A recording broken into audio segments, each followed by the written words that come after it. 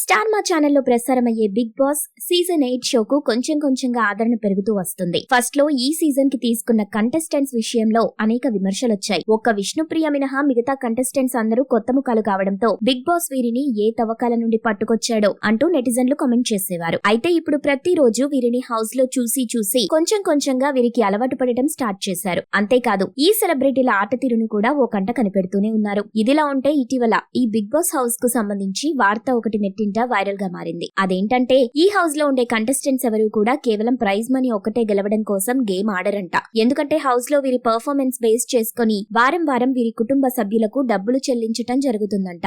అందుకే ఈ హౌస్ లో కంటెస్టెంట్స్ అయిన దానికి కాని దానికి ఊరికే గొడవపడి ప్రజల అటెన్షన్ గ్యాదర్ చేసేందుకు ట్రై చేస్తారు. దాంతో వారికి హౌస్ లో ఎక్కువ రోజులు ఉండేందుకు అవకాశం లభిస్తుంది. ఇక ఫస్ట్ వారం విషయానికి వస్తే వీరి గేమ్ ఏంటి అనేది ఇప్పుడే తెలీదు. కాబట్టి ఫస్ట్ వారం వరకు వీరికి ఫిక్స్డ్ గా కొంచెం ఇన్కమ్ ఇస్తారంట.